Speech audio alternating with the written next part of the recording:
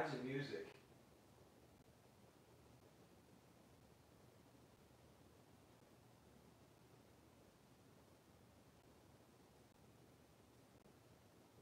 I don't know. It's not working. Anyway, what's up, y'all? You guys there? Joe, you don't understand. Check this out. I'm about to get an upgrade for this kit too. This is my old Roland digital set, and it can do some pretty cool stuff that we're gonna have to take advantage of. Alright, that's cool. Anyway, yeah, I'm gonna be sending you some new videos, man. I really wanted to well, first of all, if you guys don't know, Joe Wentz here, and I have a little music project that we've been doing for the last couple of years, that I've had my drums, my real drums, like these. This snare actually has been the snare on every Shambera and Wentz track. But I had my stuff in storage for the last couple of years until I got this place that I'm in now. And I got a little microphone that plugs right into my phone. So I had that plugged in one day, and I just set it up on the little stand that the phone is on right now. I've got this little clip thing. It clips to anything pretty much. And you can just put it wherever you want it. I want it on these drums. But anyway, Joe and I got, what is it now? 28 songs, I think, that we've done together. That way, I just played the drums. I played a song.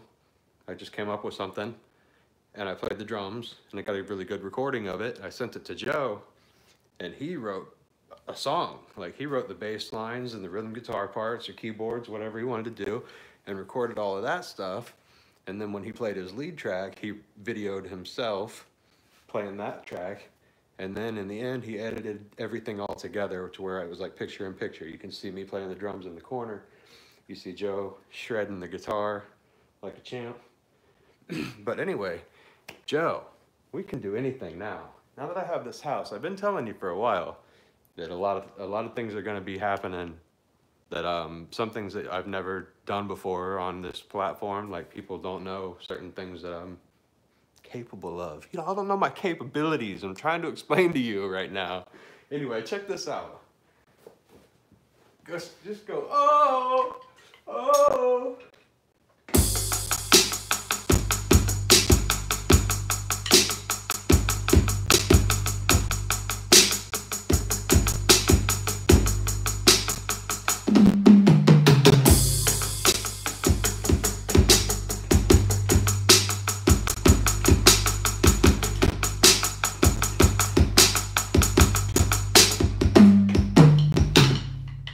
How cool is that?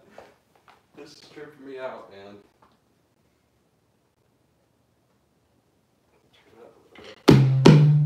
Ooh, that's pretty loud. Let's see what the speaker do. This thing has 2,000 watts. Oh, it's rattling a little bit. That might be too loud. Back it down a little bit. So this is what they call an 808 kick drum. Very famous drum programming sound in hip hop. It's called dropping the bass. DJ Magic Mike used to say, drop.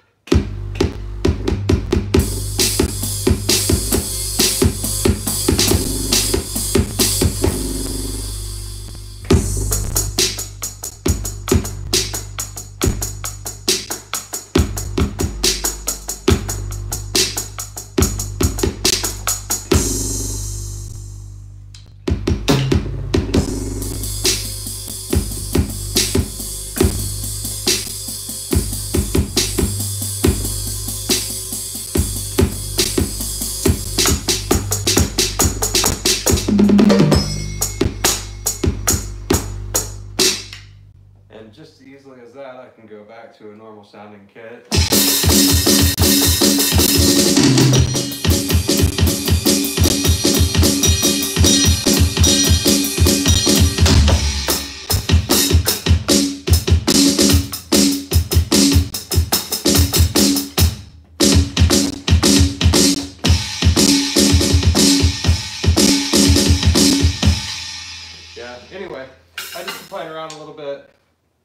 started getting stuff set up little by little. I got new turntables as well. That's something, like I was saying earlier, a lot of you internet friends of mine don't have any idea that I used to be an actual DJ, a real DJ that uses vinyl. Yes, they use vinyls. Vinyl records. Actual records, not my laptop, because I've got a MacBook, you know? So right there, you're pretty much a DJ, you know? Like a serious one. Like talented DJ, if you have a laptop these days. But I used to scratch the vinyls like crazy. Anyway, I'm getting off subject a little bit. Let me go ahead and get to my announcement, because it's kind of a culmination. A lot of things are happening here in my new house. Here's my collaboration with Mark Fun Jones. It's still in progress. Nobody's pregnant. You.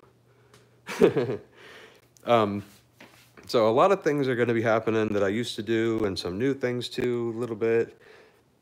But there's an idea that I've had for a while now that I've been kind of putting together. See, I've got these big CD racks right here that are empty. And then I've got a whole lot more empty CD racks out here in my garage. And empty bookcases and all this stuff too. That was in my storage unit. I mean, there's a lot of CD racks right here, and 5 bookshelves too, that I need to get filled up with all this stuff. I've got boxes of CDs still. Basically, I'm not done moving yet. I'm still in the process of moving, and I've got a lot going on. A little trick for drummers, usually, for people that like drums but don't drum, if you're in a drummer's house or something like that, you're trying to see, you basically have to look for kick drums. So I've got a kick on this set. I got a kick there, and I got a kick there. So if you can look around a drummer's spot and count bass drums, that's pretty much how many drum sets he's got usually. And that is the case for me. I've got 3 drum sets. The drum set that I've been playing for Schomburg and Wentz this entire time is actually kind of a beast kit for me. It's like very stripped down. All I've been using is this floor tom, which is like a 16-inch floor tom.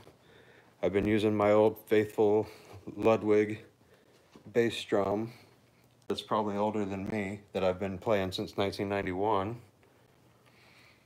with the Aquarian Super Kick 2 head on it always. And this snare that I just showed you, and then this bigger Ludwig tom from another set. So it's been like a real hodgepodge set that I've been playing. That red tom that I've been using actually goes with this drum set, which I've got a complete shell set of. I just don't use it that way. Yeah, Franken drums. Every drum set is a Franken drum set after a while. Speaking of, real quick, before I get to the point, here's the bass drum on this set. And you see it's only got 1 mallet, which sucks, because I like to use the double bass pedal, like you see right there. And this is an older bass drum module for this whole Roland digital drum thing that goes on. All their parts are like interchangeable. So they've got a bigger pad that sits upright. See, this one, it strikes downwards to that little rubber button thing, which is not what happens when you play a real drum set. The mallet is upright, and when you hit it, when you step on the kick drum pedal, it just hits the bass drum. You know, it's like this action. This one is more like this action, which is very weird. But it's only a single too. Anyway, there's a pawn shop on my route that has the piece, just the one piece for the bass drum, that is a big pad and it's upright, and you can clamp any bass drum pedal to it and play double bass with this drum set. And it's only like $100, so I'm gonna talk them down a little bit. I'm probably gonna get that, like maybe tomorrow. I might actually run up there and get that. Whew, that's a lot of words. Who wants to see, before I do my announcement, I'm gonna string you guys along a little bit. Let me read some comments real quick. I'm here at my computer now. I can see what you guys have been saying. Joe Wentz Project says, wow, help Chihuly move. Mauricio Orange, I am in Florida. I'm never going to leave St. Cloud, man. No, I can't say never, but check out my tree. Hey, I bet you like that, Timmy, don't you? Let me show you guys a little Adam the Woo treat real quick. Yeah, speaking of double bass, guess what I got here? This has been in storage with all my stuff as well this whole time. Hanging on to these for a friend of mine.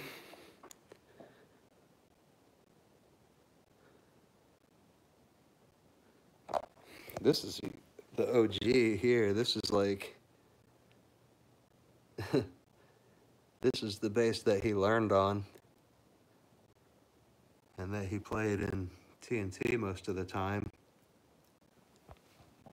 And then this is the bass that he was using more on stage in Guttermouth. Nice Fender P bass.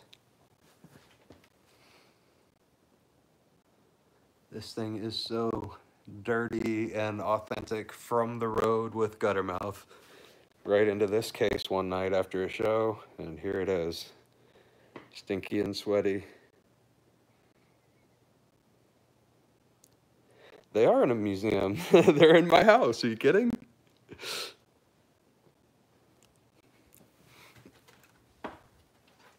All right, so there's some Adam treats for you guys.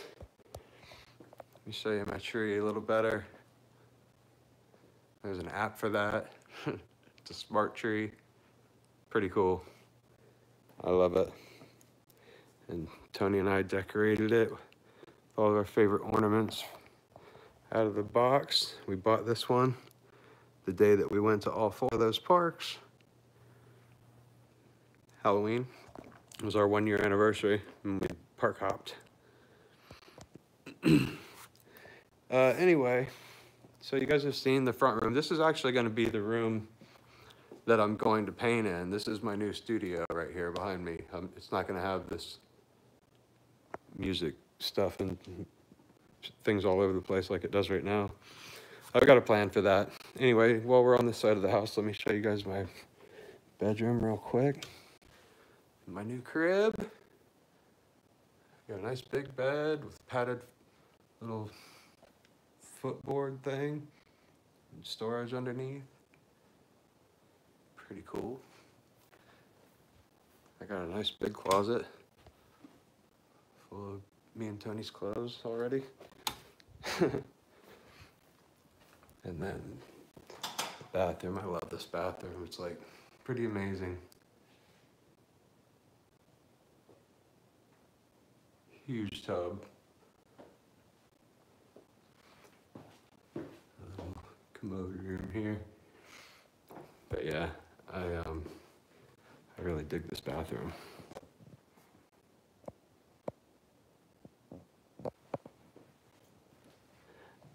I love it.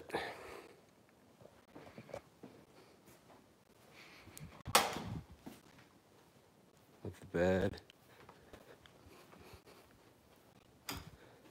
The tree. The working train.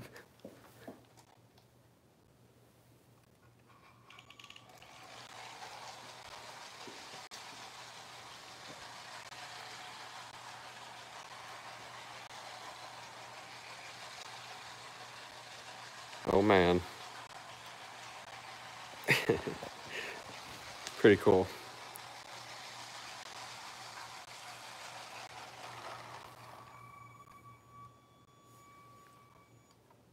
All right.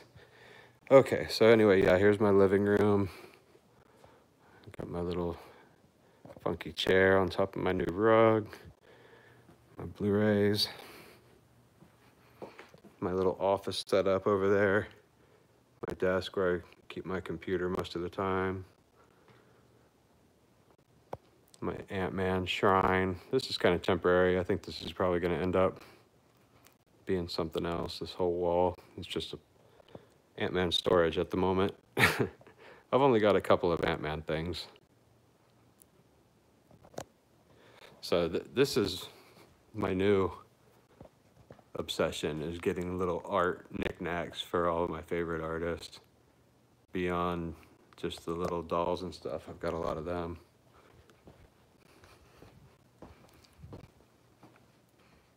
I got my Van Gogh, I got my Dali, this guy. Oh, look at that. There's a relic of days gone by. Oh yeah, did I tell you that Tony and I met Elvira at Spooky Empire? That was pretty cool. She was awesome. Very friendly, very hot. Still, I got a postcard from Tony's parents. Southampton.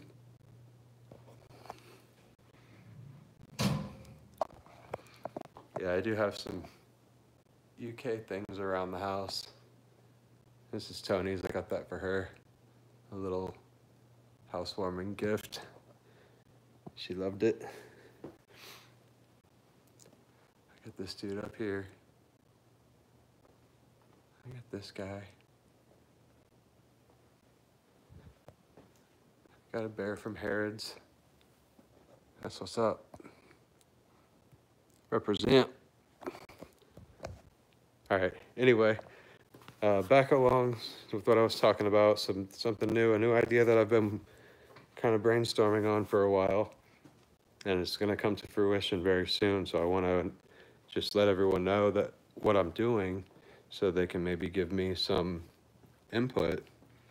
I'm just gonna walk around a little bit, and you guys can check out my house while I talk. This is gonna be Tony's room, but at the moment, it's my toy store. This is Lego. Welcome to Lego Obsession. It's everywhere, by the way. It's like stacked all over the place.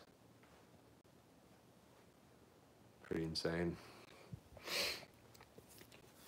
Okay, so anyway, enough of that room. Here's my Swamp Burger. A Swamp Burger original from Soliloquist of Sound. This is my bathroom. Another bathroom. This is the gray bathroom, I like to call it. This shower curtain is holographic, and it casts rainbows all over the room when the sun comes through the window. It's pretty cool. I've got 14 people watching and only 4 thumbs up. Just saying. So, I've got a massive collection. A lot of you probably already know that about me. But something that I've been thinking about doing is, I got a few of them vinyls. I got a few vinyl records, you wanna spin them?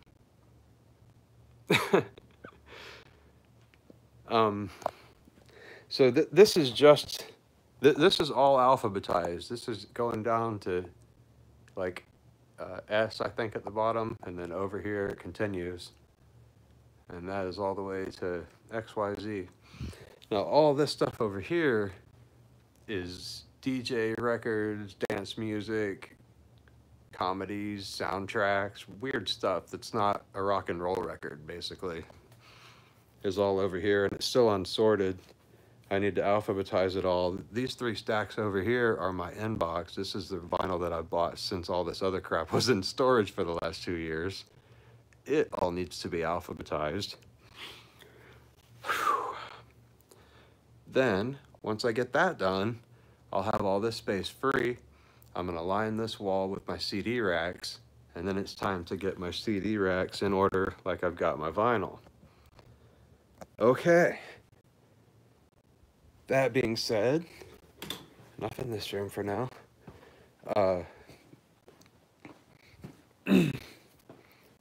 I've got music DVDs down here, all alphabetized. I've got over 300 cassettes, and those are in handy little storage, not storage, but display, like cases already, so those are like always good to go. That's really sweet. I wish the whole collection was like that. Okay, so anyway, I've got all this stuff. Oh, I've got a bunch of books too, by the way, music books. Tons. Let me go back in here real quick. There's a few other things to touch on before I get to the point. These two containers, well, 3 containers, are full of stickers. These 2 boxes are as well. Those are 12 by 12 boxes. And that is my sticker collection. Then I've got bags and bags and boxes of promotional items and random things like this. The Mixtapes inflatable beach ball that I got from Ryan Rockwell, corresponding with him on Facebook. And like, dude, I'm a big fan. What kind of stuff do you have to sell me? Because I want to collect it, you know?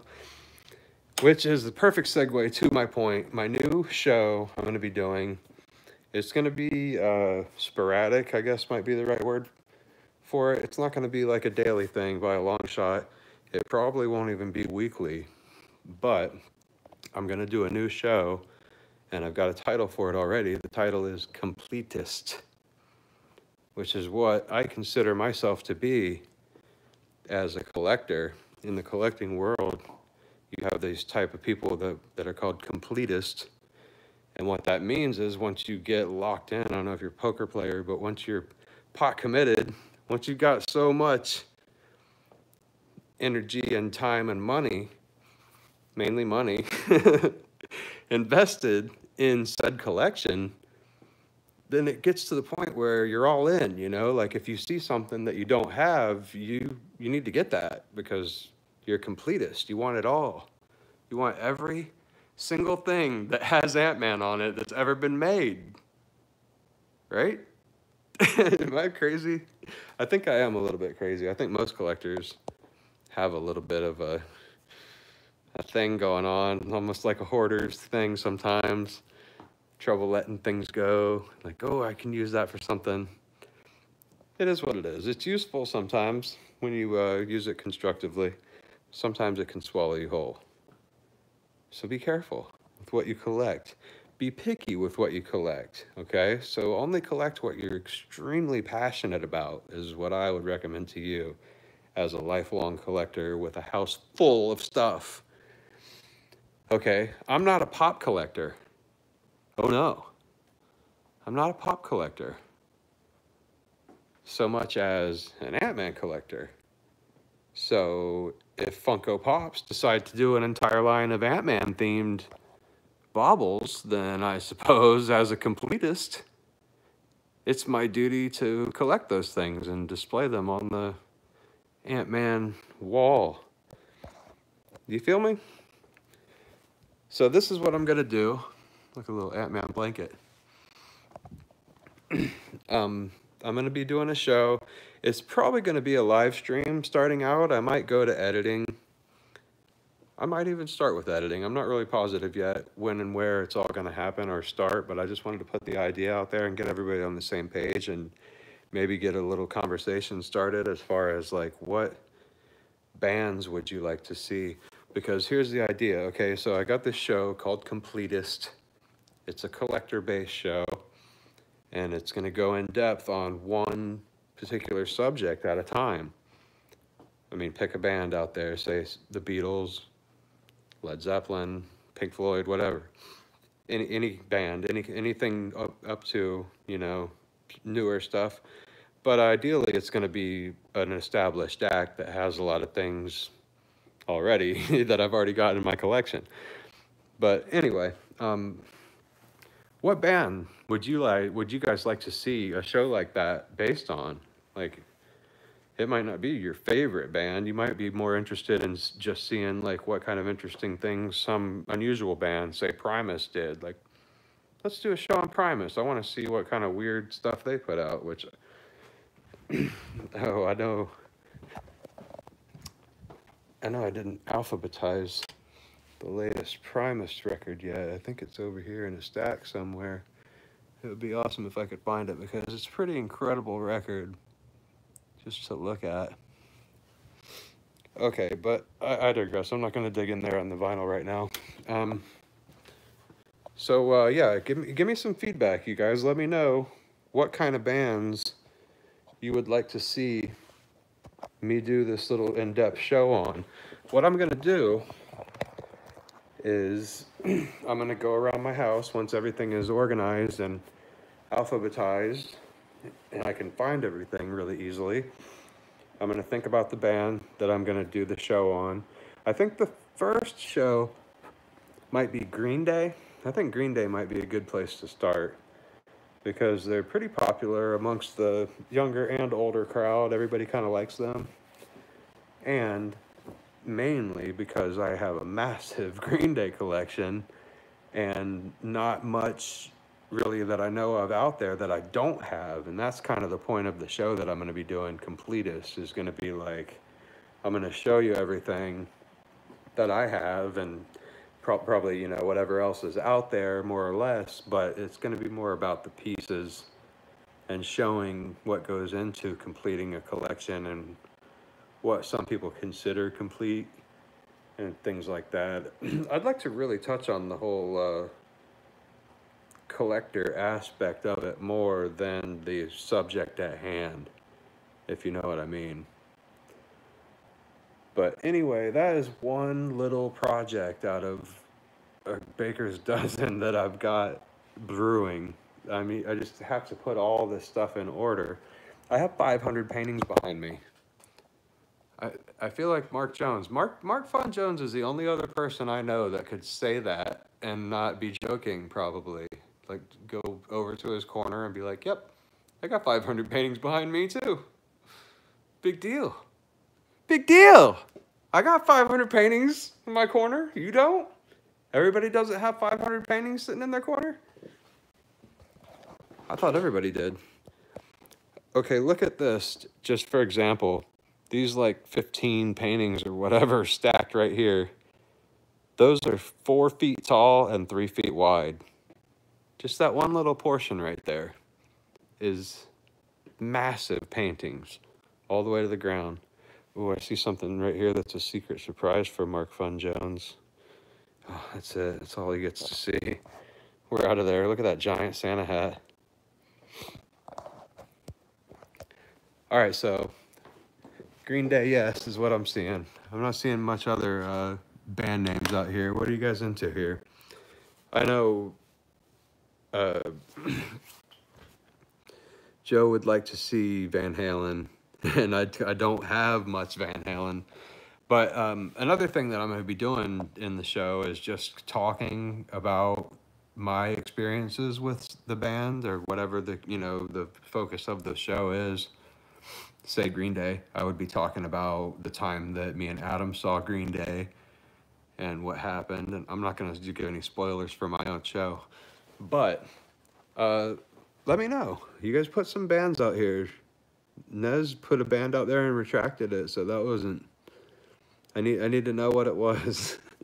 Can you put it out there and leave it so I can read it for at least like 5 seconds? But yeah, I'm going to be doing a show called Completist. Completist? I don't know if there's an S on the end of it. I need to do my homework. Yeah, Op Ivy would be fun, but that would be more of a Rancid thing, I would say. You would start with Rancid and trace the roots all back to Common Rider and Operation Ivy. What was the other one? I want to say Blount, but it wasn't that. Oh, Schlong, is it? I think there's quite a few bands that have members in common with Operation Ivy. And you would even get to Billy Joe eventually, walking down that road too, because you're talking about Gilman, and Gilman was like all those bands all hung out in the same place back then. So, and we're in side projects and stuff like that together too.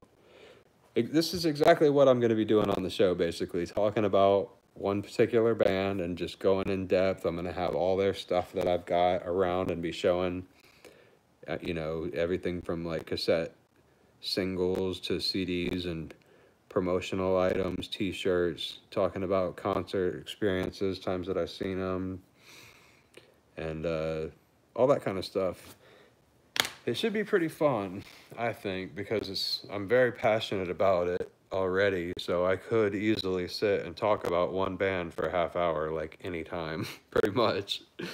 But once I get my whole collection back in order, it would be nothing but a few minutes or even, less than that to walk around and gather a good stack of product from the band to talk about and show. I think it's going to be pretty neat. I think it's a show that I would watch, and I want to do it just because it's not out there. Or, I mean, it probably is. I just don't know how to find it. So I'm going to do it myself. Anyway, yeah, throw out a couple of band names in the comments for me. And let me know what you guys would want to see on my new show. I'm going to do some obvious stuff right away. I'm going to do Green Day. I'm going to do Led Zeppelin.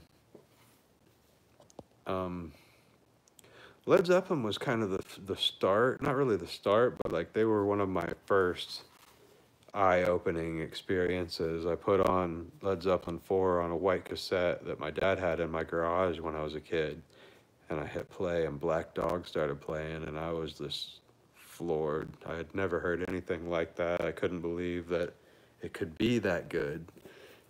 And it was a pretty life-changing moment in this rock and roll dude's journey to rock superstardom.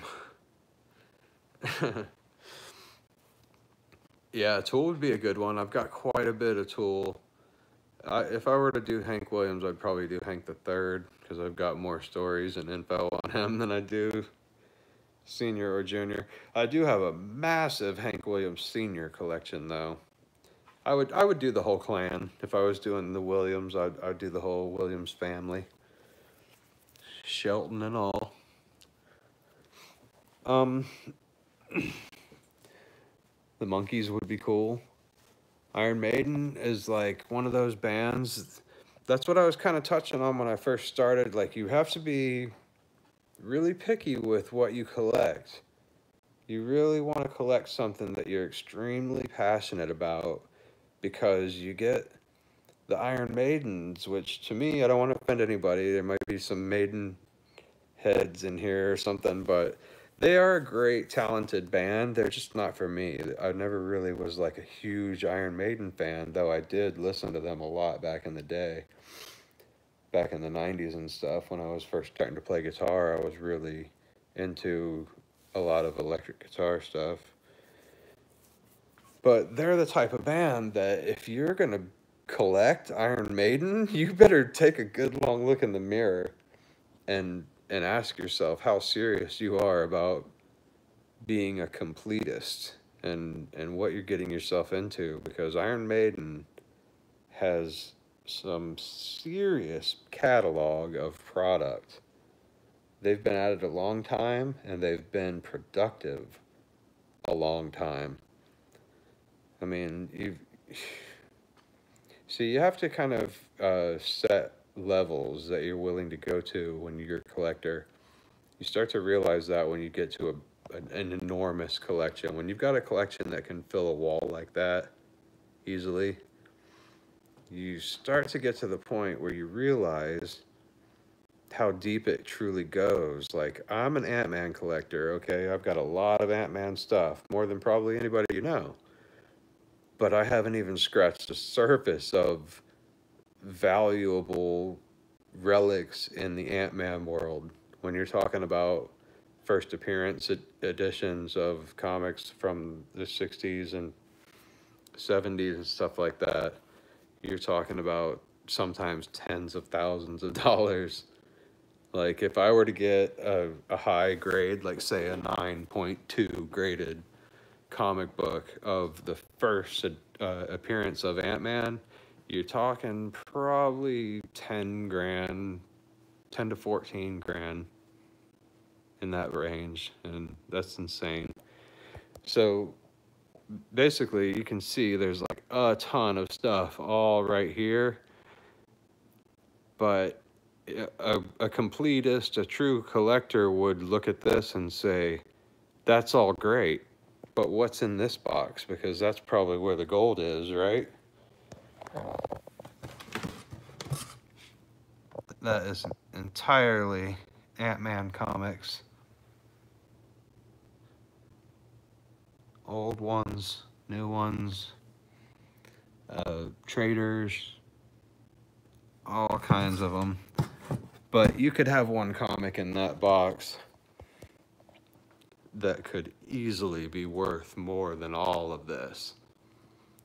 And that's kind of crazy to know when you're thinking about your levels. You want to set your level of how far you're willing to go for your collection. See, I'm happy to collect toys and physical, tangible things more so than some of the comics and the whole hardcore collector type deals. So I wouldn't really consider myself a completist when it comes to Ant-Man, because you could bankrupt yourself easily, very quickly, when you start talking about trying to buy all the, you know, something that's been going on since the 60s. You're talking about decade after decade after decade after decade of product. You could fill this house with all the Ant-Man stuff that's out there, I'm sure. It's crazy. So I'm basically more or less collecting from the point of the movie or my introduction to the Ant-Man character on. So all of this stuff, most of it, is brand new, or not brand new, but you know, it's only come out since the first Ant-Man movie these last few years. So that's kind of the level that I've set for myself in that collection. And then when it comes to other bands and stuff like that, I usually would collect product, like say tangible music, like 8 tracks, cassettes, CDs, 7 inches, vinyl, DVDs, Blu-rays, that type of thing, more than say concert posters or, you know, autographed 8x10 promo photos and stuff like that. There's like all kinds of obscure things that you could collect from a band, but I never really went down that rabbit hole with very many bands, that's for sure. I never went all in with any bands. I can't even imagine, with the amount that I've got in my collection, I couldn't imagine what it would be like if I actually went all in with 1 or 2 bands. It would be just instantly overwhelming, I think. And I don't have that much money, so why are we even talking about it? Why don't you buy it for me? Tell you what, look, if you see any Ant-Man stuff ever that's not here, bring it here and put it like right there. Sit it up there on the shelf, because I'm a completist. All right, so anyway, I'm gonna play us out with some Baron Wentz song. No, I'm just kidding.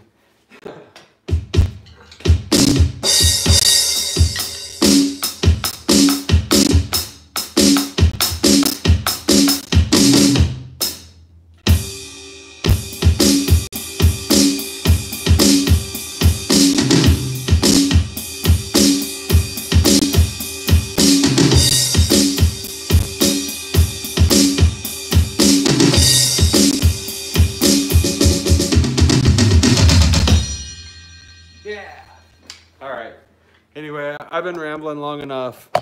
I just wanted to show you guys around my new crib a little bit and tell you about my new project that I'm going to be starting, Completist. Look, I got Speed Queens. They're nice. By the way, I got a hot tub. I'm probably about to get in this bad boy and smoke a cigar like a baller. I'm pretty sure. Pretty sure that's what's gonna happen any minute. Okay, so out here I've got all these bookcases that I just brought that I'm gonna set up over there, and then I've got all these boxes over here that are full of books and magazines and things like that that are gonna go into all those bookcases. Once I finally get all that done, I'm gonna have a lot of room to do things, but right now I do not. That is my path in and out of my garage. I have to take it sideways because I'm a modestly plump man. But I make it work. Anyway, yeah, here's the rest of the CD racks. You know, I've got two enormous ones in the other room that I just showed you.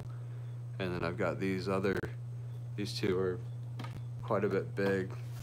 And then these three are a little more narrow, but they still go all the way to the floor, so they hold quite a few CDs. I've got a PA system. Behind all this, I have another PA system. Whew. I got a mini fridge over there. I got green tea to put in that mini fridge, but I don't have room to set the mini fridge up. It's tragic. So not only should everybody send me Ant-Man stuff, you should come help me move bookcases around and put magazines and books away so I can get busy being creative again, because it's really putting a damper on my creativity to have all this crap sitting around that I need to do. All right, before we go, let me explain what I'm going to do here in the art room, my new studio. Boom. I played the drums with it. Look, it's a drumstick.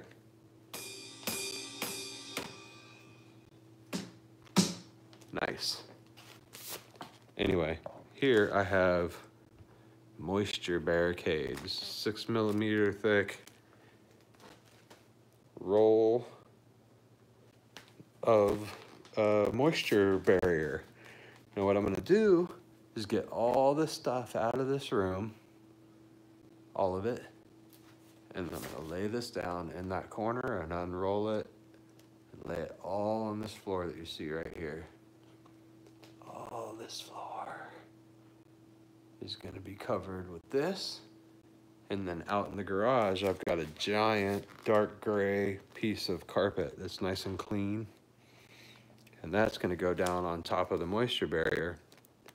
And then I've got the big 4 by 8 feet sheets of masonite that I painted.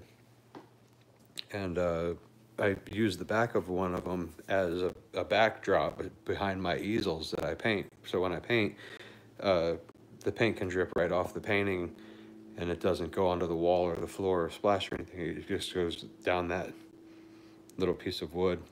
You'll explain it once, I mean, you'll understand it better once I'm all set up and you see it. You'll just be like, oh, okay, that's what he was talking about. It's not anything really technical, but it's just to protect this floor. I don't want this floor to get damaged, but I want to be able to paint in here and drip paint and not worry about it. So I'm going to lay that moisture barrier down. I'm going to put the carpet on top of it. I'm going to lay some, excuse me. I'm going to lay some wood up against this wall, and then I'll put my easels back in front of it, and I can paint right here up against this wall where the easel already is.